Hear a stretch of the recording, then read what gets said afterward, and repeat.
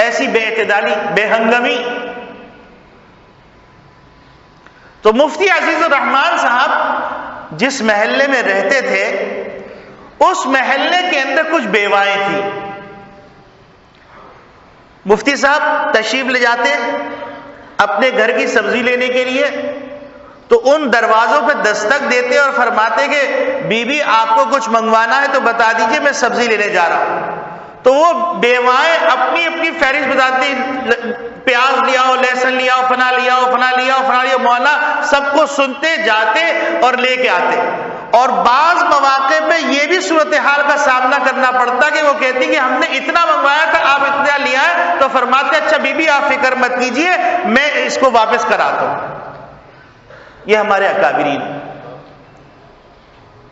اسی طریقے سے ایک اکابر ہمارے جن کو ہم نے خود بھی دیکھا اور ان سے جو ہے استفادہ کرنے کا بھی کچھ موقع ملا، مفتی ولی حسن صاحب ٹونکی رحمۃ اللہ علیہ، جو مفتی اعظم پاکستان تھے. مفتی صاحب لالو کھیت میں رہتے تھے. وہاں سے بعض دفعہ پیدل تشریف لاتے، تنخواہ جو ملتی وہ ساری اپنی امی کو دے دیتے اور صبح نکلنے سے پہلے اپنی امی سے کچھ پیسے لے لیتے، بس کے کرائے کے اور ایک پان ایک چائے کے. تو مفتی صاحب پیدل تشریف لاتے اور مفتی صاحب کا معمول یہ تھا کہ ادھر چھاچی ہوٹل ہے اس میں بیٹھ کے ایک چائے پیا کرتے تھے اور کچھ دیر اخبار کا مطالعہ کرتے. چونکہ فجر کے بعد نکل جاتے تھے، اس وقت حالات بھی اچھے تھے کہ یہ خون خرابہ اور علماء کی اتنی بے وقتی بے توقیری نہیں ہو رہی تھی. تو مفتی صاحب وہاں پر اطمینان سے بیٹھ کے چائے پیتے، اخبار کا مطالعہ کرتے.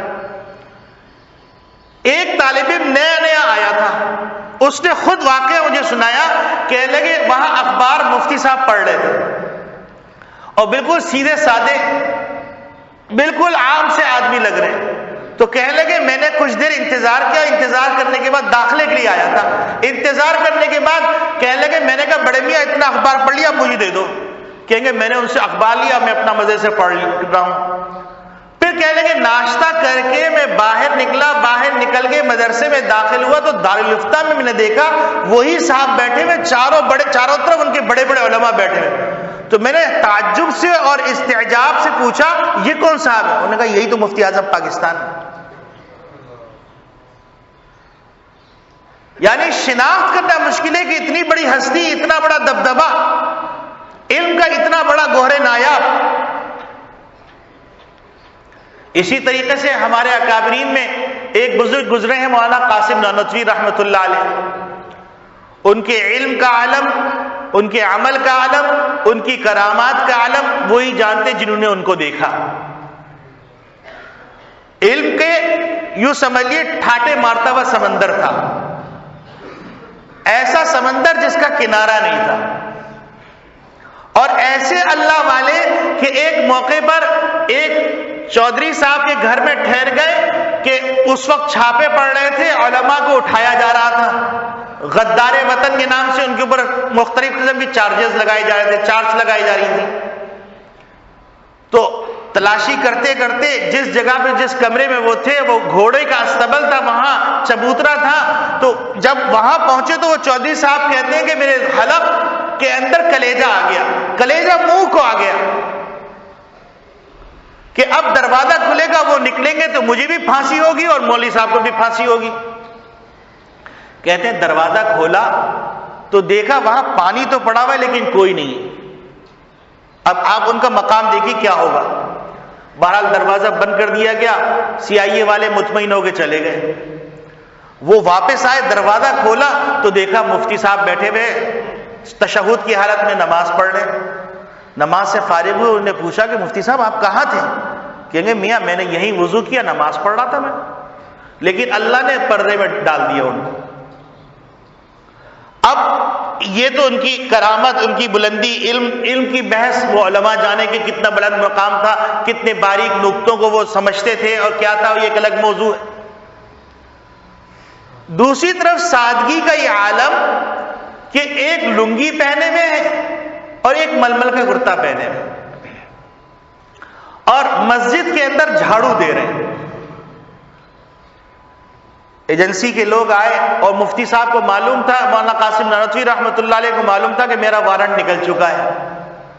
تو وہ یہ سمجھا کہ یہ مولانا اتنے بڑے کہ جس سے انگریز حکومت برطانیہ ڈر رہی ہے اور ان کا وارنٹ جاری کیا ہے، تو وہ پتہ نہیں بہت بڑا امامہ باندھے ہوئے ہوں گے، بہت موٹا جھبا پہنے ہوئے ہوں گے، بڑے لق و دق لشکر کے ساتھ ہوں گے. تو ان نے سمجھا کہ یہ کوئی مسجد کا خادم ہے. تو مفتی صاحب سے مولانا قاسم نانوتوی رحمۃ اللہ علیہ سے پوچھا کہ آپ نے مولوی قاسم کو دیکھا ہے؟ تو انہوں نے یہاں پر حکمت کا تقاضا بھی تھا اور جھوٹ سے بچنا بھی تھا. تو مولانا 2 قدم پیچھے ہٹ گئے، فرمایا قاسم صاحب کو ابھی کچھ دیر پہلے یہاں تھے. وہ یہ سمجھا کہ شاید قاسم نانوتوی رحمۃ اللہ علیہ یہاں تھے، اب نکل گئے، حالانکہ وہ وہیں موجود تھے، ان کے سامنے موجود تھے اور وہ گرفتار نہیں کر سکتے. اسی طریقے سے ایک اور ہے شیخ الہند مولانا محمود الحسن صاحب. ایک صاحب تھے مولانا معین الدین اجمیری رحمت اللہ علیہ. ان کے دل میں خیال آیا کہ چلو شیخ الہند سے ملاقات کرتے ہیں کہ پوری بر صغیر کے اندر تہلکہ مچایا ہوا اتنی بڑی تحریک کی قیادت کر رہے ہیں. تو وہ وہاں پہنچے. پہنچنے کے بعد جو ہے دروازے پہ دستک دی تو ایک صاحب نکلے، گرمی کا زمانہ تھا، لنگی پہنے ہوئے، بنیان پہنے ہوئے. تو انہوں نے کہا کہ شیخ الہند محمود الحسن صاحب سے ملاقات کرنی. تو انہوں نے کہا آپ دور سے تشریف لائیں، تشریف رکھیں. پھر اس کے بعد جو ہے تھوڑی دیر وہ بیٹھے، ان کو پنکھا جھلتے رہے مہمان کو. تو انہوں نے پھر کہا کہ میاں جا کے اندر بتا دیجئے کہ شیخ الہند مولانا محمود الحسن سے معین الدین اجمیر سے آیا ہے ملنے کے لیے. انہوں نے کہا اچھا. گئے اندر، کھانا لے کے آگے کہ آپ سفر سے آئے، تشریف رکھیں، مولانا سے بھی ملاقات ہو جائے گی، آپ جو ہے کھانا تناول فرمائیں. کھانا رکھ دیا، کھانا کھا لیا اور پھر بڑی ناگواری سے کہا میں بار بار آپ سے کہہ رہا ہوں کہ شیخ الہند کو بتائیے کہ معین الدین اجمیر سے آیا ملنے کے لیے اور آپ کبھی کھانا لے آتے ہیں، کبھی ہوا جھل رہے ہیں، کبھی باتیں کر رہے ہیں. تو کہیں گے بھائی میں جانتا نہیں یہاں شیخ الہند کوئی رہتے، بندے ناچیز کو محمود الحسن ہی کہتے ہیں. یہ ہمارے اکابرین. اسی طریقے سے ایک بزرگ گزرے ہیں ہمارے اکابرین دیوبند میں سے مولانا مظفر حسین صاحب. مولانا مظفر حسین صاحب کاندھلا تشریف لا رہے تھے کہیں سفر سے. کاندھلا پہنچے، اسٹیشن پہ اترے، اب ان کو اپنے گھر جانا تھا، اپنی رہائش گاہ پہ جانا تھا. تو انہیں راستے میں دیکھا ایک بڑے میاں بڑی مشکل سے سامان اٹھا کے چل رہے ہیں. تو مولانا مظفر حسین صاحب نے جب یہ منظر دیکھا تو انہوں نے کہا کہ آپ کی کچھ مدد کر دوں میں. انہوں نے کہا اللہ تمہیں جزائے خیر دے بیٹا، یہ لے لو. بڑے میاں سے انہوں نے سامان لے لیا، اپنے سر پہ اٹھا کے چل رہے ہیں. اب اسٹیشن سے وہ کاندھلا میں جب داخل ہو، راستے میں معلوم کیا تو انہوں نے کہا کہ میں آیا ہوں مظفر حسین صاحب سے ملنے کے لیے. کہیں گے وہ بڑے مولوی صاحب؟ انہوں نے کہا ہاں بڑے مولوی صاحب سے ملنے آیا. تو مولانا مظفر حسین صاحب خود ہی ان کا سامان اٹھا کے چل رہے ہیں. اب جب کاندھلا کے ان کے رہائش کے محلے میں داخل ہوئے تو سارے لوگ جانتے تھے ان کو، تو سب بھاگے، حضرت بڑے مولوی صاحب سامان اٹھانے لگے. تو وہ ہکا بکا رہ گئے، جن سے میں ملنے آیا ہوں وہی میری خدمت کر رہے ہیں. اسی طریقے سے ایک بزرگ گزرے سید سلیمان ندوی رحمت اللہ علیہ. انہیں سیرت میں کتاب لکھی. سیرت پہ کتاب لکھنے کے بعد 6 جلدیں مکمل ہوئی. ان کے دل میں خیال آیا کہ جو میں لکھ رہا ہوں حضور کی سیرت، کیا میرے اندر وہ صفات ہیں؟ پھر کہنے لگے کہ ان کے یہ بے چینی اور خلش پیدا ہو گئی. تو ان کو معلوم تھا کہ ایک بزرگ ہے جو تھانہ بھون میں رہتے ہیں، تو ان کے پاس چلتا ہوں. ان کے پاس گئے، جا کے کچھ دن قیام کیا، ان سے بیعت کی اور پھر اس کے بعد کچھ دن قیام کرنے کے بعد وہاں سے تشریف لے جانے لگے اور کہا حضرت مجھے کچھ نصیحت فرما دیں. حضرت تھانوی رحمت اللہ علیہ فرماتے ہیں کہ میں نے سوچا کہ پورے عالم میں جس کی شہرت ہے، اتنا بڑا عالمی دین، میں اس کو کیا نصیحت کروں. پھر کہنے لگے میں نے دعا کی اور دعا کرنے کے بعد میں نے کہا کہ میاں ہمارے سلسلے میں اول سے آخر تک فنائیت ہے، مٹانا ہے، اپنے آپ کو کچھ نہیں سمجھنا ہے. اور حضرت سلیمان ندوی رحمت اللہ علیہ فرماتے ہیں کہ انہوں نے میرے سینے پہ اس انداز سے ہاتھ رکھ کے یوں جھٹکا کہ مجھے کرنٹ لگ گیا باقاعدہ. اور پھر لوگ بتاتے ہیں کہ سید سلیمان ندوی جن کے لیے لوگ بادشاہ کھڑے ہو جایا کرتے تھے، ان کا عالم یہ ہوا کہ تھانہ بھون میں آنے والے مریدوں کی جوتیاں سیدھی کر رہے ہیں.